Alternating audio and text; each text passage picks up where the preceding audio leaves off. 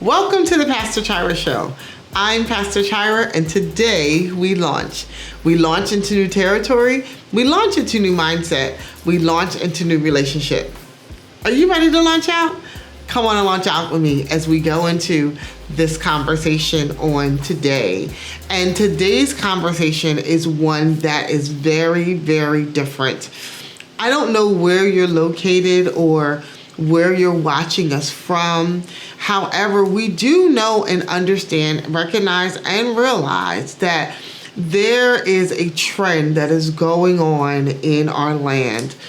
And it is a trend with our young people. Our young people have a lot of things that they are expressing. And sometimes it's not in the most positive way or the most positive light.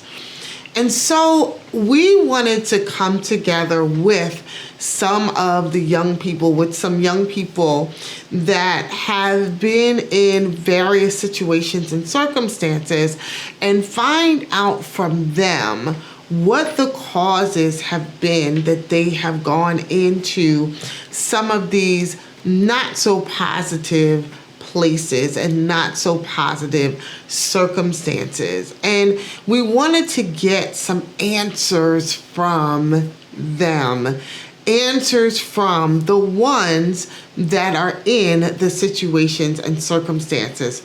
So we asked our co-host, Pastor Pompey, if we could come and talk with some youth in our community and get some answers from them about what's going on and how to resolve some of these things. So today you will hear from our young people, you will hear from the youth, and you will hear what their responses are to why the things are happening in our communities. Take a listen.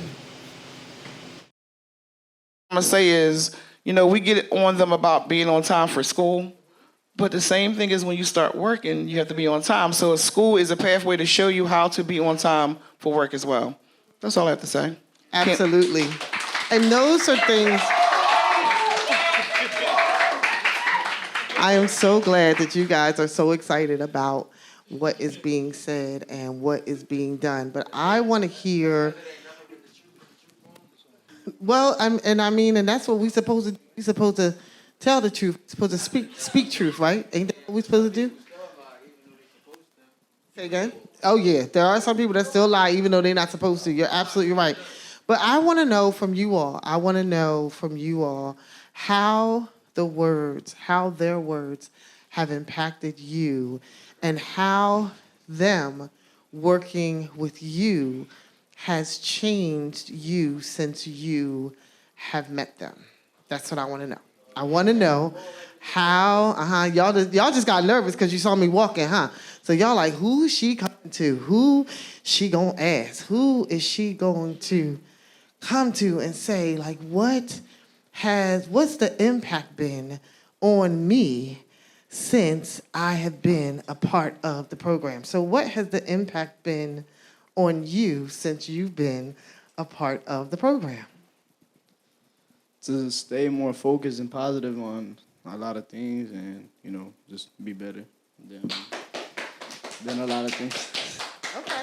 So stay focused, stay positive, not really, I'm going to put some words to it, and you can tell me if I'm wrong or not, because if I'm wrong, you could just tell me, because I don't mind being wrong. But to stay focused and to stay positive and not go with the things that would have you do the wrong thing, but really follow the things that would have you go in the right direction so that you can be the positive person that you were created to be. And let me say this, each and every one of you started somewhere. Everyone had their first day, didn't you? Everybody had their first day. And so in having your first day, this has been impactful day by day by day. So I applaud you for coming to your first day and participating and speaking up today. And, it might be day one, but you're going to continue and you're going to be successful in everything that you do and being a part of the program. So how has it impacted you? The program impacted me it made me get back on my game. I like that. Yeah. How did it make you get back on your game? I feel like it made me get a fresh start. Made me reset. Okay. Oh, reset. I like that. I like the reset. So, get back on your game. Did it make you pivot? Did it make you pivot? So where you were going one way, it made you turn around and do something. Yeah, I play some ball. Don't front on me. Don't front on me. So it made you pivot. It makes you pivot and do other things. And so even in the pivoting and getting back in your game and learning how to do things different, what have you done different since being a part of this program? I feel like they kept me out of trouble. I obviously keep myself out of trouble, but they helped me to stay out of trouble as well.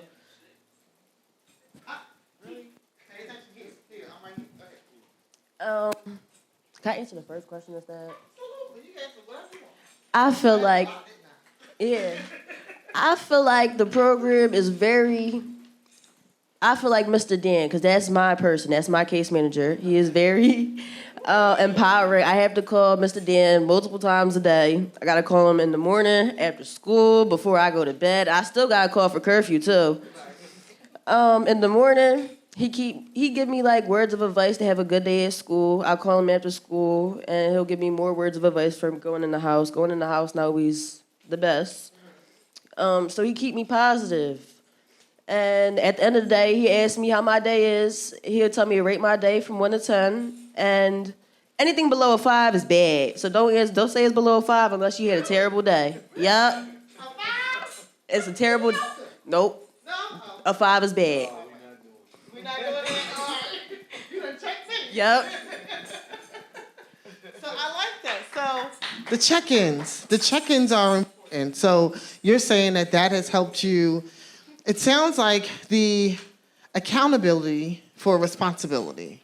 Does that make sense? Does everybody know what that means? Accountability for responsibility. Do we know what that means? Right, basically standing in your business, right. So you're being accountable to somebody. You have to answer to somebody so that you know the responsibilities, the things that you need to do to make yourself better and to do better. And so in that, how do you all feel? How do I want to ask this question?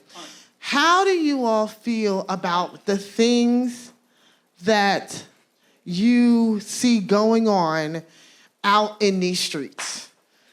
What do you all think about the things that you see happening out in these streets? How does it make you feel? What does it make you want to do? I ain't gonna lie, but what's on the streets, it make you more cautious in life, about your awareness and who you are around and what's around you, cause anybody could slime you out at any time, and anybody could, you feel me, take what you got anytime. And I feel like the main thing we should be worried about now is our life, cause a lot of young boys losing their life out here to nothing. Jeez. They losing it to what? To nothing. I mean, absolutely what? Nothing. Absolutely nothing. Absolutely nothing. Is there more to life than what you see today? Just what's going on right now? And what would you say that is? What more would you want from, and what do you want from your life? It can be anything, for real. I feel I don't know, bro. These young boys just dumb. You could give it all this money. You could go to school for real estate, carpentry, whatever, bro. Bro, I'm just keeping it in the bean, bro. Bro, you could really make some cheese out here, bro. It's young boys fighting murder at 14, crashing out, bro. Shit not thorough, bro. I'm just doing it. They got us mixed up with the wrong people. Though. Like, even though we might be we might got in the way a couple times. It's like I know most of us in here not trying to crash out every day. I know most of us in here not trying to take a car every day. You feel me? Right.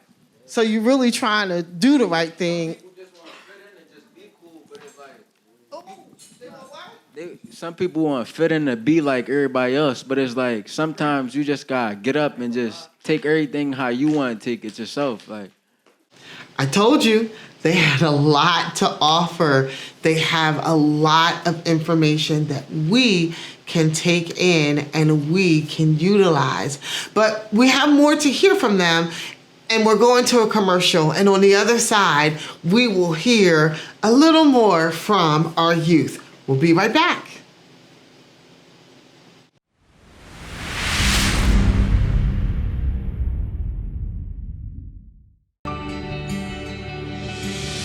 Who is he who gives sight to the blind? Takes something broken and makes it beautiful.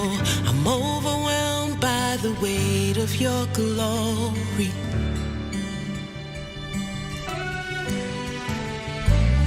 Who is he who can right every wrong? The only one worthy of all of our love. The one who paid it all. He is. He is Savior, and He is friend. He is Father, the great I am. Jesus,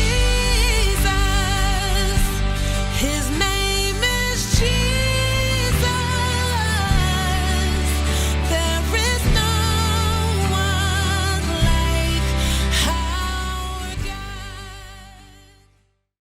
Here we are, and we're going right back into the conversation with the youth of Philadelphia. Let's go. But there's so much out here for you all to get to, right? There's so much for you to get to that you haven't gotten to yet.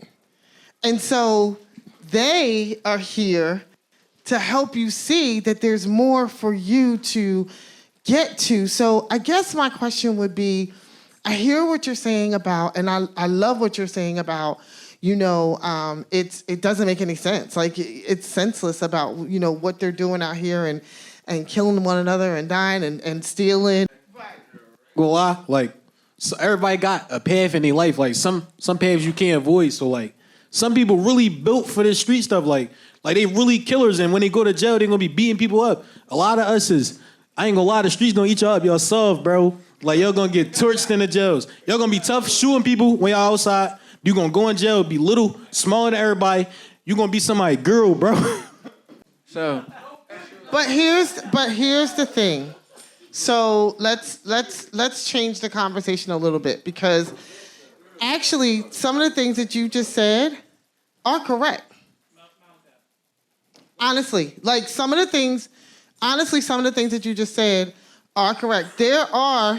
I'm not going to say that it's not true, because there are some people who built for these streets.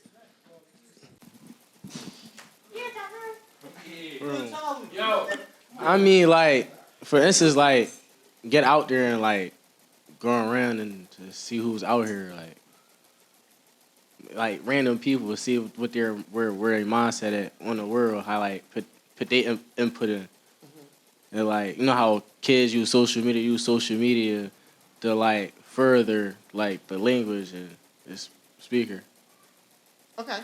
So what I hear you saying is go to them and stop waiting for them to come to us. Is that what I hear you saying? Go to them and stop waiting for them to come to us. So, and that's a great idea. So just a little information about me. So I didn't always do what I do now. I used to work in the schools. I did not. But I used to work in the schools. I did something called, I was a school-based mediation trainer. And so what I did was I would go to the different schools and we would get those that were slightly in trouble, not really in trouble, but headed in that way. And they would come and I would sit and I would train them on conflict resolution, conflict management, and I would train them to be school-based mediators so that instead of being a part of the fights, they were now a part of the solutions so that the fights were not happening. So your idea of going to people and not having them and not waiting for them to come to us, I actually did that. It doesn't work? If you go to a random person, 9 times out of 10 you get shot. Like, I ain't gonna lie. Like, I'm not saying go to a random person. What I'm saying is, so if we're in the schools, right? So you all met Mr. Dan, Miss Cindy, Mr. Frederick, right? Outside because of something that happened, right?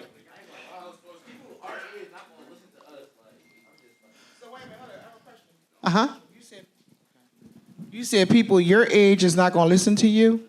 You don't think so? So, wait a minute, before you say something, so do y'all all agree with, go ahead, Jacob, what you think? Other people advice, like some people hard-headed.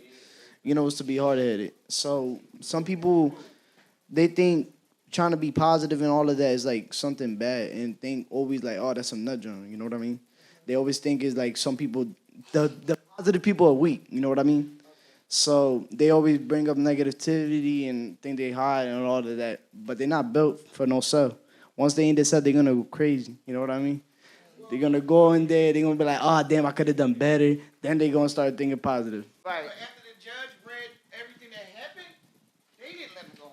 Right. So sometimes it's not up to your parent. So a lot of your parents be telling y'all they come to get y'all or come to see y'all. Well, you just said the next day she's coming to get him. Only way she can get him if he at court. Y'all do. How does it impact on the people that loves you? How does that impact? Because everybody going through, you know, the people that love you. How does that impact on them? Because I see a lot of them. No. Let's talk about the ones that do. Okay. So let's talk. So wait. So let's talk about that. So how have your decisions impacted your family? It impacted my family, but like my mom, she was like, "What's so funny?" No, talk. All right, so like my mom, she was upset and sad and stuff, but my dad, he didn't really care because he told me if I was to get in trouble, he not gonna beat her because I should be making those decisions. Mm-hmm. Yeah, that's it. So how did that make you feel? It was what it was. It was what it was. It just is what it is. But how did you feel? How did you feel when you heard, "I'm not coming"? I don't know. You don't know? Okay. That's real. That's real.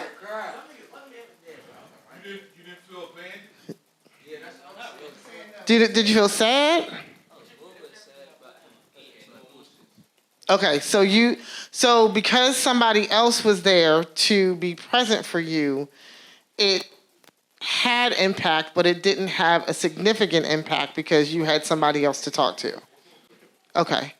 All right. So does having somebody else to talk to, does being a part of this program and having someone to talk to, having someone to hear you, someone to respond to the things that you are saying and doing, like, does having someone that you know cares, is having someone that you know cares, impactful for you? Does that make a difference? You? Does it make a difference? It makes a difference because you can get more knowledge from that person, like from their point of view and their perspective. Like you gotta put yourself inside the issues to see where they coming from, and how you maneuver things, and like how you start to change things. So it does help. Yeah. It definitely does.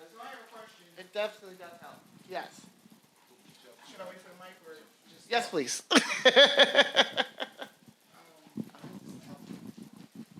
Now, I want to ask everybody the same question. Do you guys really feel as though that we care about you guys? Yes. So, well, I mean, because we really do. So do you think that, I know we talk a lot. I know we ask y'all to do a lot. But, no, I was going to ask that. But, so, no. No, but if you go to jail for something, let's say, I'm going to say, if you violate and after we keep telling you guys not to violate, I'm not going to come see you. Give you a hug? Okay. So, with that, what he just said, are we going to give him a hug in jail? So, listen, let me just say this. I have to say this. We have a young man on the program right now, right? He is doing so well that I had to call him to ask him what's the difference in the other programs he was on opposed to being in this program. Because I'm not understanding. I talked to 3 POs and they all said he ain't going to do right. He going to violate again. He going to do this and he going to do that. So I want him to answer the question himself. What made him change with this program than all the other programs he's on? Because even I called the POs and they like, what? For real? Huh? Are you serious? So I'm going to let him answer the question itself. Who's that? Oh, and he ain't been to school in a long time. So I need him to answer that question. Can you answer that question, baby? So I guess this is for you, huh? I was like, I might as well just get it over with. Like, what am I violating for? I don't want to go back to jail. Like, it's nutty. I'm telling you, Miss Cindy be trying so hard to keep you out of trouble. But sometimes, like him, she had to show tough love. And that changed his life. Because he was out there hallway giving his mom hell. He's like, who the bull? He fat. Why is he here? He drawing. He was going off in the courtroom. And then as soon as Miss Cindy said, give him that GPS, he was like, man, I gotta go. Yeah, because the judge said to him, either go home and follow rules at your mama's house, or you can come to my house, which is placement. Right. And that was Miss Cindy's tough love that changed his life. Right. I would have straightened up too. The judge gonna tell me come to his house. Last week, I thought I was about to go to jail because on Monday we had program and stuff, but I had a little over the crib, so I'm thinking with my piece instead of my brain. Like, so Mr. Frederick texts me. He like, yeah, I'm telling you, PO, you going to prison for the rest of your life. Little N-word. Yeah, so I'm like, yeah, that's what you on. So I'm thinking like, yeah, Tuesday I'm gonna go rumble him. Like, yeah, all this type stuff. Before I go to jail, I'm get my little in. But no. So then Tuesday, I'm sick, so I can't even go to program on Tuesday. So then he texts me again, he like, oh yeah, you really not coming? Yeah, you going to prison? Yeah, all this hype. I'm like, what, bro? I'm over here dying in my bed. He's like, bro, they about hit me in the hospital and stuff in the youth, bro. Like, I'm about to die. He told me, yeah, you going to prison, all this hype stuff. So I forgot. I think it was like Saturday. It was Saturday. They had to pass out food. But it was down here. I didn't feel like coming down here. So I was in my room and stuff, chilling. And then he was like, yeah, you must really want to go to prison. I'm like, no, bro. Like, I don't want to go to prison. So I'm like, you call me a ride. Like, I'm scared. So I get down here. He like fold that table. I start folding every table. I'm not going to jail, bro. He said, go to my grandma and sign in. I'm like, how you doing, Grands? Give her a hug, all that. Like that's my grandma, bro. I was not trying to go to jail, bro. Like, why is it taking you guys to come to a program to straight up?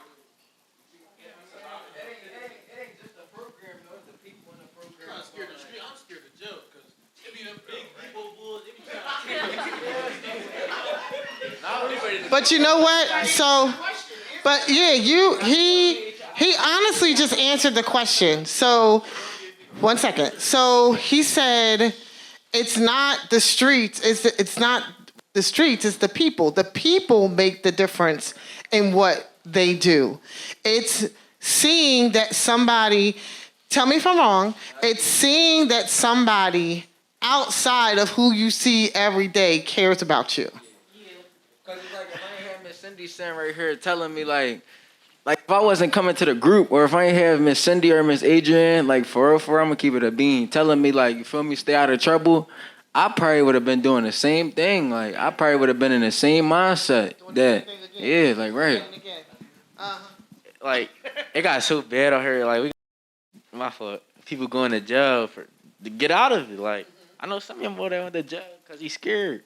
Got too many, he got too many people in his head. So he's like, he gonna go to jail. Listen, I know us adults, we've been through some things, we've experienced some things. We can offer some information on some things, but we don't know this era like they do. We don't know the things that they're dealing with like they do. We knew what it was for our time, but we don't know what it is for their time. And if we really want the answers to know how to resolve some of these things that are happening, we need to continue to communicate with our youth. They offered so many suggestions. They offered so much insight, and they offered so many resolves that we can really implement in order to get some things done. It's time that we listen to our youth. And I hope that this conversation that we had gave you some insight and gave you some answers to help with the dealing with our youth of today in your area, in your community, in your neighborhood. Wherever you are youth, and they have insight that will help us help them to get to where they gotta go. I'm Pastor Chira. This is the Pastor Chira Show, and I'll see you next week. God bless.